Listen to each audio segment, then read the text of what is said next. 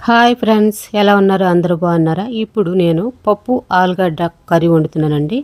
పప్పు ఆలుగడ్డ టమాటా వండుకుందాం. ఇలా వండుకుంటే చాలా టేస్ట్ ఉంటుంది. మీరు ఎప్పుడైనా ట్రై చేశారా? ఇప్పుడు ఆలుగడ్డ చెక్కేసి పప్పులో వేసుకొని, అలాగే ఒక టమాటా వేసుకుందాము. అలాగే పచ్చిమిర్చి కూడా వేసుకొని, ఇవి కుక్కర్లో వేసుకుని 3 విజిల్లు వస్తే చక్కగా గ్రేవీ లాగా అయిపోతుంది. రెడీ అయిపోయిందండి. తాలింపు పెట్టుకుందాము. ఈ తాలింపులో ఒక స్పూను నెయ్యి కూడా వేసుకుంటే చాలా టేస్ట్ ఉంటుంది. వేరువేరుగా ఇండివిజువల్గా ఎవరికాళ్ళకి నెయ్యి వేసుకుంటారు కదా, అలా వేసుకునే కంటే ఈ పప్పు ఆలుగడ్డ కర్రీలో తాలింపు పెట్టుకునేటప్పుడు ఒక్క స్పూను నెయ్యి వేసుకుంటే చాలా టేస్ట్ ఉంటుందండి. కొద్దిగా కరివేపాకు ఉల్లిపాయ కూడా వేసుకుని ఫ్రై చేసుకుందాము. అలాగే ఫ్రై అయిపోయిందండి. ఇలా ఫ్రై అయితే చాలు.